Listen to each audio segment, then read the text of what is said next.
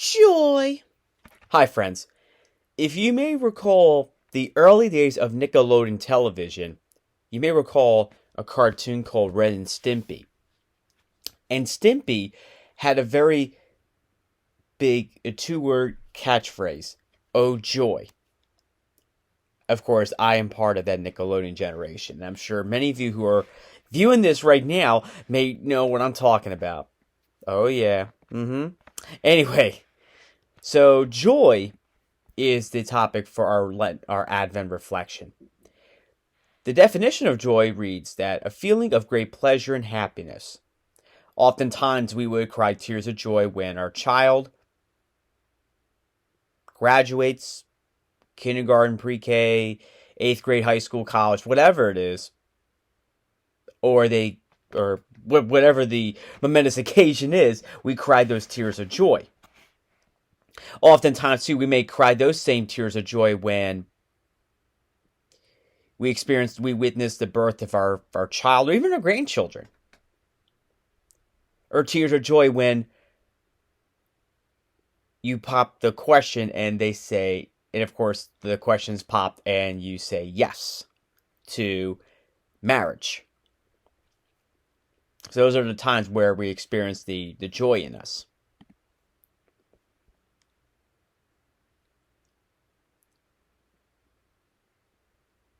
Venerable Fulton Sheen puts it well when he said, "Joy is the happiness of love. Love aware of its own inner happiness. Pleasure comes from without, and joy comes from within. And it is therefore within reach of everyone in the world." You see, Fulton Sheen knows well that we can all obtain joy. But it comes from within. And it comes from God. If we look at the passage from the Gospel of Luke about the visitation, Elizabeth leaped with the baby in her womb, leaped with joy. In turn, Elizabeth was excited at the presence of Mary. Most blessed are you among women, and blessed the fruit of your womb. Even John the Baptist, he was just 3 months away from being born. Well, I'm sorry, weeks away from being born. And he leaped for joy when Jesus was in his presence. We too can leap with that same joy ourselves at the presence of Jesus.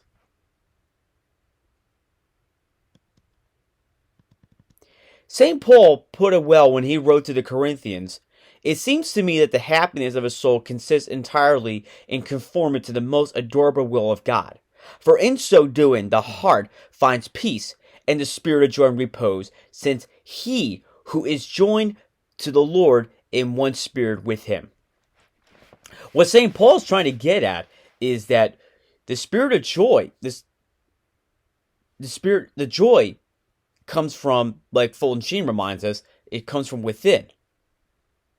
And joy is the gateway to the happiness within our souls. How often have we been filled with joy and we get to the point where we need to share that with others?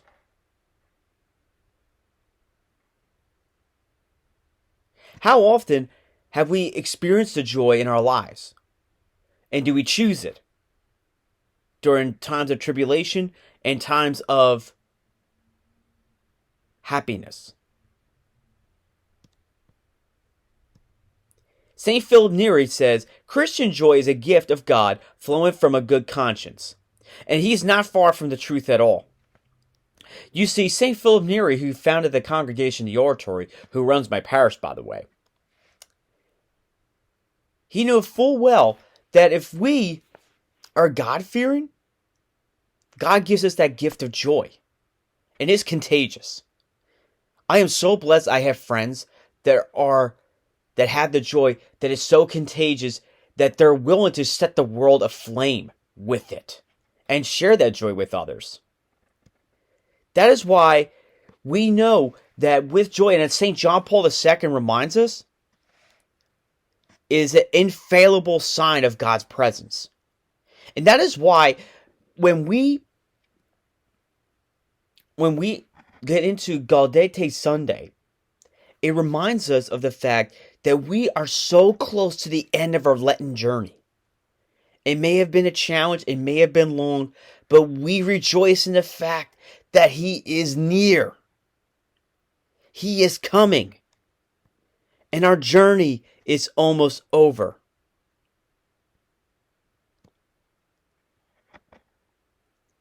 So today, choose joy. Don't choose sadness. Sadness comes from the artificial world. Joy comes from God. And I'll leave you with these words from St. Francis, Gilbert Keith Chesterton. The joy promised by the Beatitudes is the very joy of God, of Jesus Himself. A joy sought and found in obedience to the Father and in the gift of self to others. Chesterton wants us to share that joy with others, and so must you. Be joyful in the good, bad, and ugly times. And extend that joy to others. A quick correction, that is actually from St. John Paul the Great. But Gilbert Keith Chesterton does give us this. Man is more himself, man is more manlike, when joy is the fundamental thing in him, and grief the superficial. I think what Chesterton is trying to point at here is that when we are more manlike and we are more virtuous, joy is in us. So, let us bring joy to the world through our witness. May God bless and keep you.